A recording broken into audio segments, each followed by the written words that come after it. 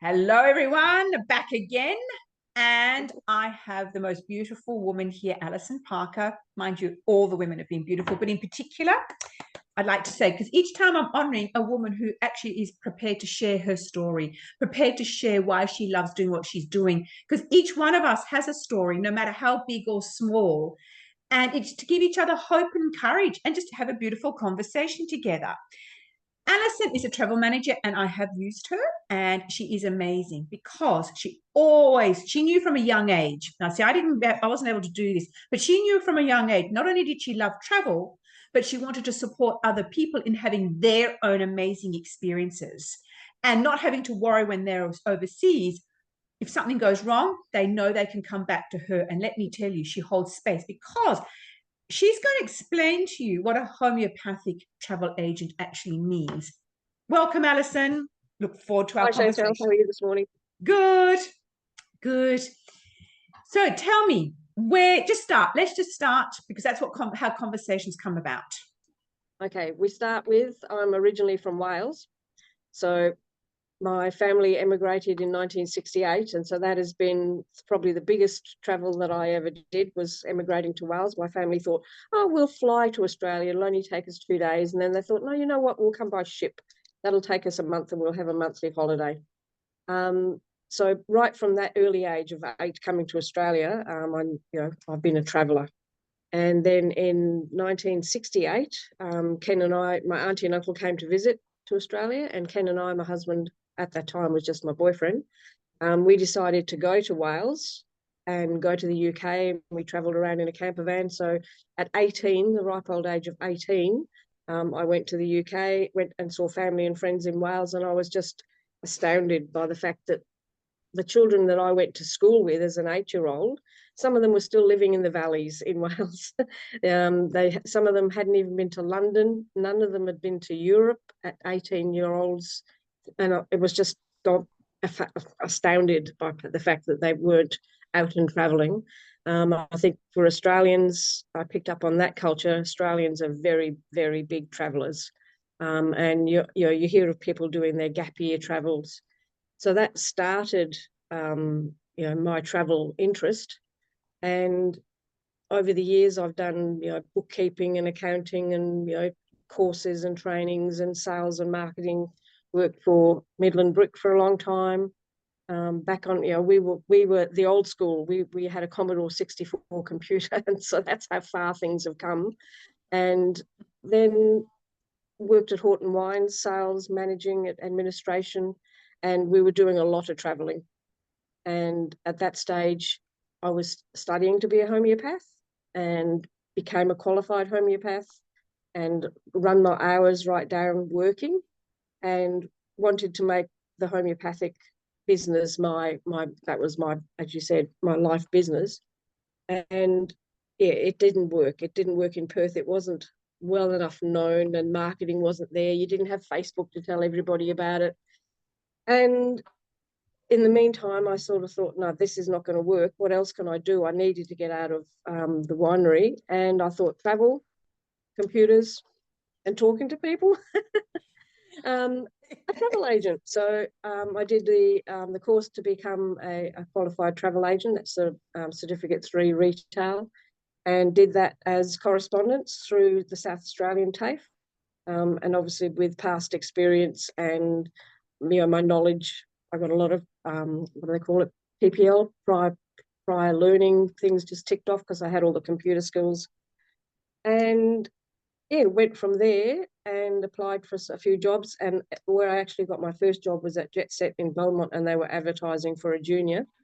And I rang and said, can you discriminate? Because I'm 46. Can you discriminate as a junior? And they said, no, that's fine. That's fine. Come on down. And they gave me a 4-day trial. And after day 1, they said, fine, you're in, sort of thing. And went on. I did apply for a job with Flight Centre, and they said that I wasn't committed enough to be a travel agent. And so I felt like going later, because I did $1 million worth of sales in my first year and won the state rookie of the year, and then 2 years later won the national sales consultant of the year. So Flight Centre's loss was Jet Set's gain. And the company that I worked for became Hello World in the shopping centre. And then I left there because I was sort of headhunted from one of the travel managers, state reps, and said, you know, you could be doing this as your own business. And over the years, I'd helped my husband with his business. So I had a good knowledge of, you know, tax and background and accounting and computers, and obviously travel. And so, yeah, jumped in 2015. And I keep saying to people, I've only been in travel for like, you know, 15 years. But when you look, I looked back the other day, it was 2006. So it's 17 years in travel. But I was saying still, I think COVID just took a big chunk out of the time. I'm still saying I've only been a travel manager for 5 years when it's now, I've just got my contract to re-sign yesterday for another 2 years. So it'll be 8 years now that I've been a travel manager in my own business. So to describe that, I'm a home-based mobile. So I've got clients all over Australia, over the world as well, and can talk to them on WhatsApp, and I do my marketing so that people everywhere know who I am. I've been to some of the Perth Hills Women in Business and done a lot of the business station coaching lessons with Google Words and all that sort of stuff. So, and you know, people just lately have been ringing me going, "You're in my area. You're near me. I need somebody to look after my bookings." So yeah, and I've realised we went to that Perth Hills Women in Business session the other day with the homeopath Eugenie in Stoneville, and talking to the ladies there, and they were talking about, you know, the initial consultation with a client, because I was, you know, did the homeopathic business for, you know, as a practice for 5 years, and it just hit me that that's what I'm doing. My first consultation or my first chats to people are usually very, very much the homeopathic consultation. Yeah. It's like, where did you go? What did you enjoy about it? What didn't you enjoy about it? What would you do again? What do you want to get from this holiday? You know, is the price more important than the features of the hotel? All those sort of things. The things they teach you as a sales course. But for me, it was what I'd always been doing with my homeopathic consultations, because, you know, you don't just want to know somebody's got a rash. It's what makes that rash better or worse. Is it better for hot, cold, you know, sitting down, lying down, eating food, all the things that we ask as homeopaths. And I know I always used to ask as a homeopath, my finishing off question to round off would be, what would be your perfect day? And that would give me a good insight into people, because people all the way along have been saying how much they, you know, their stresses from the looking after their children, or, you know, they're this, that, or the other. And they say, oh, my perfect day would be a day out on my own, just to go and have lunch somewhere and sit by the river and have a coffee. And you go, so when was the last time you did that? They go, well, never. And so it gives you a really good insight into what people are really looking for. And I think I don't quite get to that level of a question with you know, travel clients, but that's always in the back of my mind is, you know, what do they want to see? What are their expectations? So and talking about, yep, go on. No, go on. I was just going to come in and reflect, but just finish that and then we can come back. Yeah. It's like this morning, I've got a lady that's been stuck in Vanuatu, and the earliest flight that I could get her back was Monday. She's got herself and her 2 children there, and there's only 2 seats, so I can't get all of them back. So the emails have been flying backwards and forwards between me, Vanuatu, Qantas, Air Vanuatu saying, sorry, you know, Qantas have to fix it, Qantas saying Air Vanuatu have to fix it. Finally got it fixed this morning, got them to waive the change fees, because they said they only allowed people 10 days of leeway to get themselves out of Vanuatu. And they were on a tiny island to get to a middle-sized island to get to Villa to even fly back to Australia. So I've managed to get them to waive the fees. But she's desperate to get back because her dog is sick. Yeah. And it's like, it's breaking my heart. And I'm saying, I actually said to her this morning, I'm not a church-going person, but I'm praying for you and hoping and wishing you that you get back in time and that your doggy's still okay. It's just heartbreaking. And that's the level of commitment of what I do for people. Yes. is what I do. Yeah. Yes. And thank you so much, because even I'm getting to know you more in that way. You know, I've been slowly getting to know you, and I love how you, as you said, you take that person's experience way beyond, because obviously Mm. travel agents go, where do you want to go? I want to go here. Okay, do you want to do this? So as you said, it's very perfunctory, but what Yeah. you're doing, you're creating a story for people. You Yes. are understanding that that dog means everything, whereas others go, so what? It's just a dog. Yeah. You know, and you're holding space. And again, that's what I love about you being a travel manager. You are doing all that worrying and getting bent out of shape. She can just, even though because she's already stressed enough as it is, isn't she, Yes. about her dog? How am I going to get back? Got 2 children. And there you are, being like the linchpin, Yeah. being the homeopathic pill, so to speak, Yes. you know, because that's what you're doing. I love it. Yeah. You And I know, know, we've obviously talked before. We've got no children, both of us. We've got no. We talked the other day about not having. It's getting to the stage now where the children's children are having children, so we're missing out on the yes. grandchildren side of things.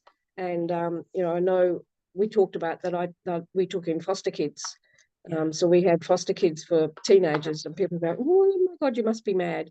But you can talk to a teenager. You can't argue with a 2-year-old. You can talk to a teenager. You might end up arguing with them, but at least you end up with a conversation about why you do what you do, when you do, how you do. And we had a few long-term kids, and it was one of them has just had their second baby recently, and we took him on a holiday to Mauritius, and he was a very, very young, naive 13-year-old, and of course Mauritius is full on honeymoons, and so he was like in the pool, and there's honeymooners having a bit of a slog over here, and he's like, "Oh my God, get a room." So we've taken kids away on holidays with us. We took Jodie, who's I think she's 40 now. We took her to Cairns, and stopped in via Ayers Rock, and just grabbed a car and just drove out to the Rock from the airport. And there's just memories, and we've still in touch with a lot of these kids. And they've I've got them as my pseudo kids. I'm getting them as their, now with getting married with children, I'm getting them as their pseudo grandkids as well.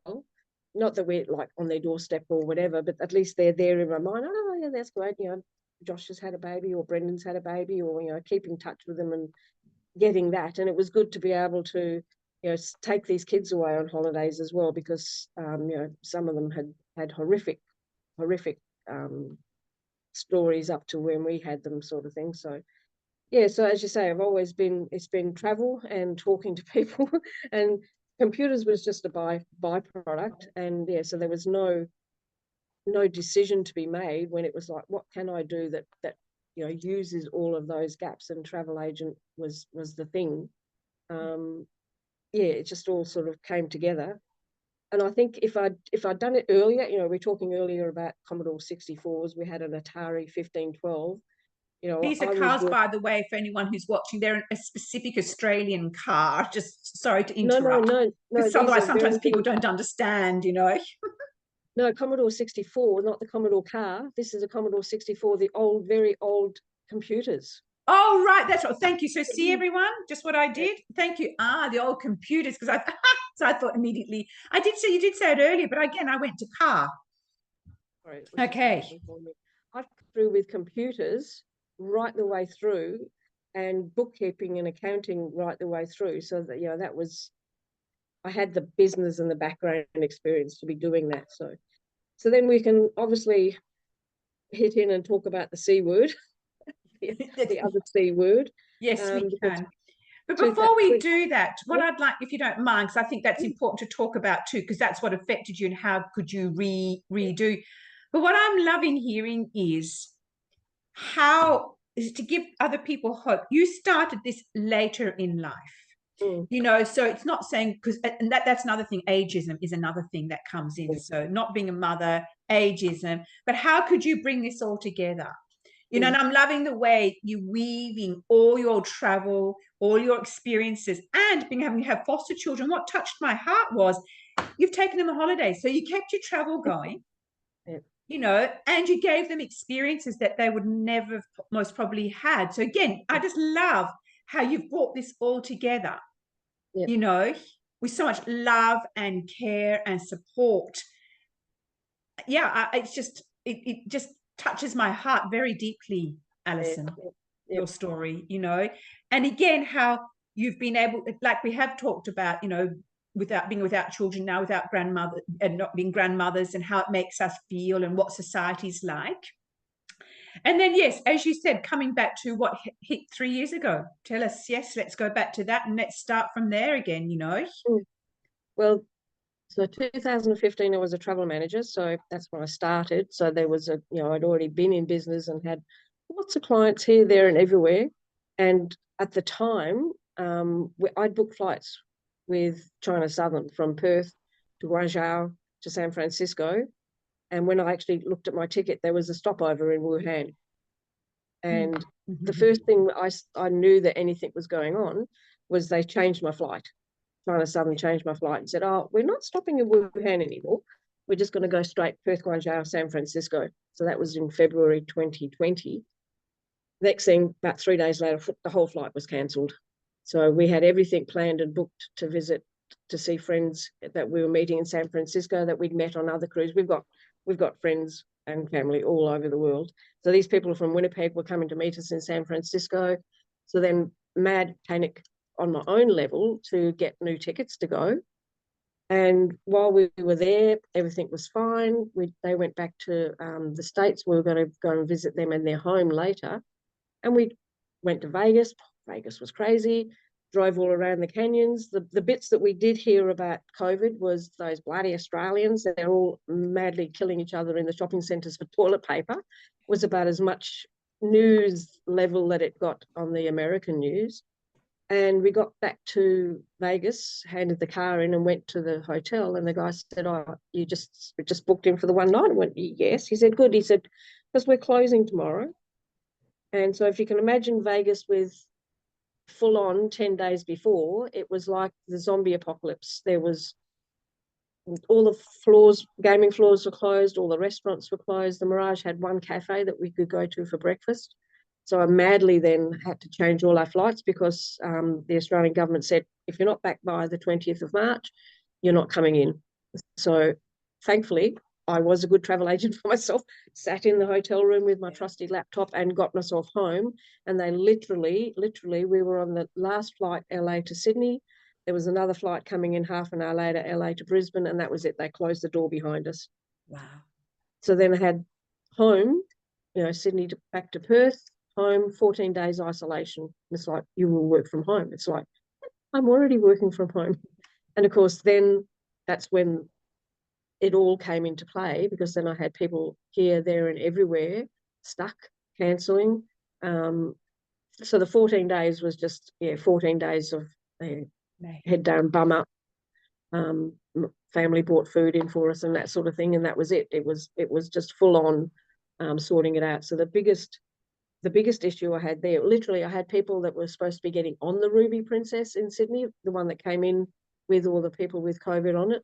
And obviously Princess Cruises had cancelled their cruise. But if it had been 3 days later, those people would have been gone to Sydney and flown on sailed on the Ruby Princess and probably got COVID. So in the meantime, they're now going on their first holiday that they were supposed to go on in March 2020. They've just been in October 2022. So that's just one client that I moved from then to, this won't last long. Princess said, yep, we'll move them on to an August 2020. No, we'll move them on to March 2021. How about August 2022? And so it's gone on. And that's just one client. I've just moved and moved and moved, cancel, recancel, people on scenic river cruises to Europe, May 2020, 21, 22. They were moved over to 23, and now for reasons of their own, they said, look, we can't actually go May 23. Can we go July? And so the company started saying, no, sorry, you can't. That's an involuntary change. You want to change it yourself. We're going to have to charge you fees. And it's like, no, you're not charging them fees. So I go in and back for people for that sort of thing. But my biggest story was I had a family the parents had travelled with me. Their daughter and son-in-law were having a surrogate baby in Canada, and the whole family was flying over there in the January to be there for the baby being born. And it all went to hell because the lady that was surrogating, whatever the word would be, was in Golden, which is like, if you can imagine Vancouver, the Rockies, Calgary. Golden is like right in the middle of the Rockies in the middle of winter. And so first off, she was having problems. So I changed the tickets and flew the mother-to-be over. Then, of course, the rest of the family went over. They had the baby. She was gorgeous. And this was then all during COVID. So now they're all over there with a brand new baby that originally would have been given a Canadian passport after a month. Then they would have been able to all fly back to Australia, happy grandparents, parents, and the new baby. And yeah, it just went to hell. So luckily, the grandfather was in a position, and he actually knew somebody that got through the Australian embassy, got the baby a passport, an Australian passport, within 24 hours. So then I had to change all their flights. So they were originally coming back via Hong Kong, couldn't do that, had to come back via Air Canada, via Sydney, via Perth. The good story is the baby's now 3 years old. It was her birthday, a couple of weeks ago, and I'm seeing posts on Facebook all the time of this gorgeous little baby. And in the meantime, the birth mother has been to Australia to visit. So it's a close sort of relationship with the birth mother and the surrogate mum. And that was in the middle of the whole beginning of it, when I was locked in the house, when, everything. And that's just a story that fills my heart. I don't know about anybody else's, but it was just the hours and hours and hours of phone calls and booking and rebooking and talking to the parents, talking to Air Canada, talking to Qantas, talking to every man and his dog who would listen to get this family home. And I'm glad you've shared it, Alison, because I think we need to hear these personal stories. We need to hear behind the scenes. So you are behind the scenes. People, yes, we heard stories of people not being able to get there, but people also need to hear the stories of what it was like to be a travel agent or to be something else, how it went on behind the scenes. Like, this was a heart-wrenching, beautiful story, but you've also had some horrific ones where people have got angry with you because they're lashing out at you because of what's happening. And perhaps they don't mean it, but it also puts you in a position people don't understand. Then you had no money coming in. Then, of course, you're copying it from all sides. And, it's thank you for sharing. That one story is heartfelt, and you've got many more, I'm sure, that can. So, and I think before you go on, I just want to honor what's happened for you the last 3 years with all of this, not just the people who couldn't get around there, but for you, because what you did there was you gave us so much love, because it ended up not being financial. Is what people don't understand, that what you gave was from your heart and love, because you were going backwards financially, let's be honest, with COVID, and I hope you didn't mind me sharing that, because it was, people don't understand it. That was it, done. Not only done, but still working 30, 40-hour week, doing for no pay. And doing without. I re-signed my contract in 2021 in the middle of it all, at the height of the craziness, and then it even got down to, like, being in Western Australia, you can't. All the industries going, travel domestically, and for a lot of Western Australians, we couldn't even leave Western Australia. Right. So we got a little bit left behind when it was like on the the Australia-wide news. Oh, well, you can travel, you can go to Northern Territory, you can do this, you can do that. And then the other states were, everybody picked up. Western Australia was even further behind because we couldn't go. But I'm just so glad we didn't let everybody in and out, because the COVID figures and the COVID deaths that you saw in other places were abominable. And the other hard thing was you had to take your vaccination hat off and listen to people saying, "But I want to travel." I'm saying, "But you can't travel unless you're vaccinated. It's not my rules." And again, I was copying flack for that, because I'm just the one telling you the rules. So that came up a bit as well. The other good stories that I've got for during COVID was, because we couldn't travel, one of the travel managers actually set herself up as a repatriation when it was capped at 50 per day and this sort of thing. She set herself up, and so if anybody rang a travel manager, we said, I know you're my client, but I'll give you to Michelle because she's the one that's got the finger right on the pulse with repatriation flights. You know, this is 2021, 22 sort of thing, where people just had to get home. My side of the story for that was I had a lot of people ringing me when we were allowed to travel, going, I need to get to the UK, my mum's not well. I need to get to South Africa, my mum's not well. I think I told you the story. I had a very, very close client call me and she said, Mum passed away half an hour ago in Harare. Yes.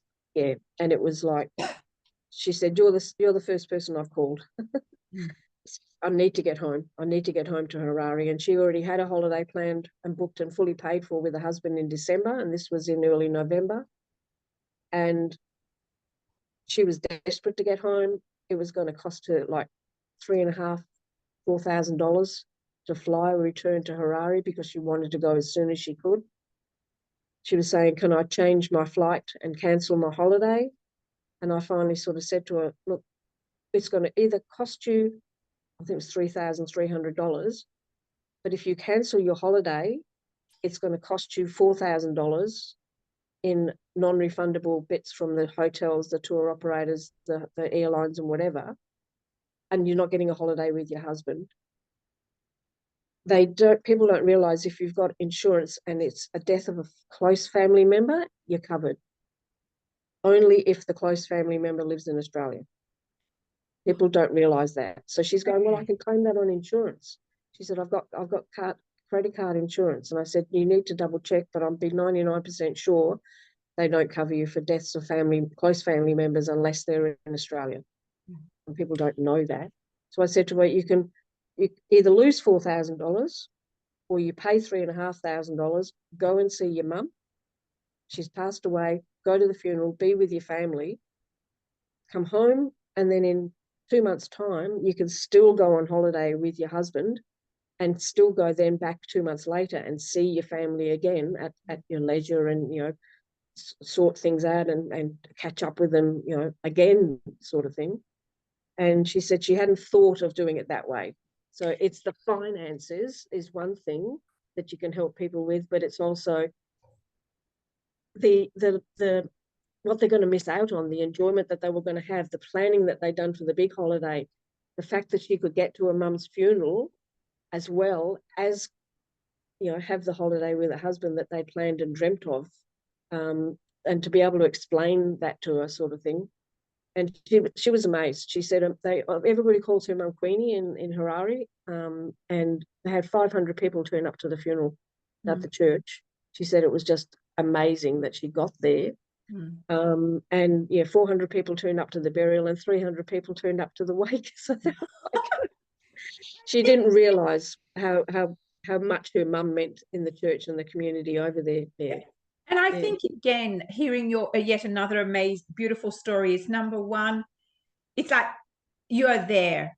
You know, as you said, you're more than. So you're a homeopathic travel agent. But what also came up to mind was like a counselor as well, because you were guiding her. You know, you're weaving. Let's look at this possibility. Let's look at that possibility. Because someone else might have gone, well, either do this or this, you'll lose this. But you were able to, in her distress and her inability to be able to see the bigger picture, you gave her the bigger picture. You got her to see logic, not just emotion.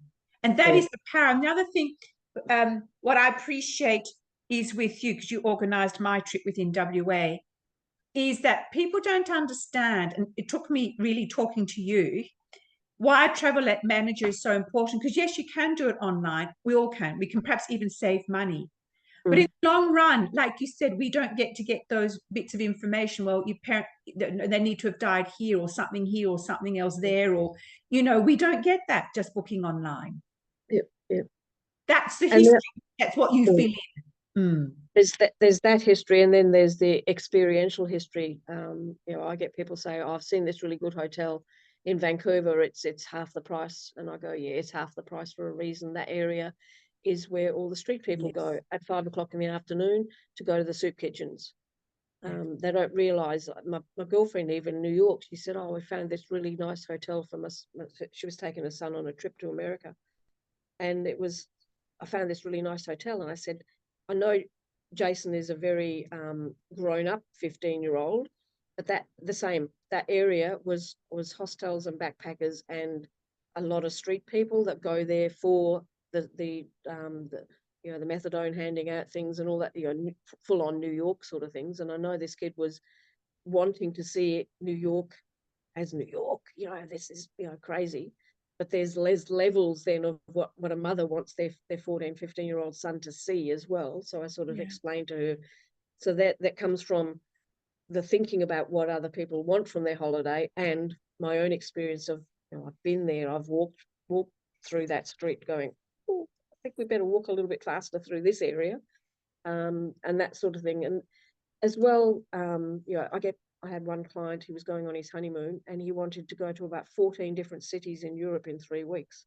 Oof. And I'm going, you won't remember this holiday. It's your honeymoon. You'll want to remember it, but you won't remember it because all you'll be doing is packing, unpacking, and sort of consolidated it for him into, you know, what he really wanted to see.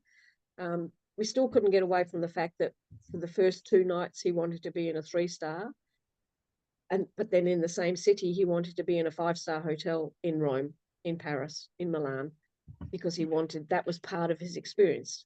You know, I suggested that he consolidated into 4 main cities and not have 14 cities and spend more time in each, but I still couldn't get him away from, he wanted to experience a 5-star hotel. So sometimes what I want and what I think they want, no, it's also what they want, listening to what they want. That's it. And it is exactly listening to what they want without judgment. To what, and I'm just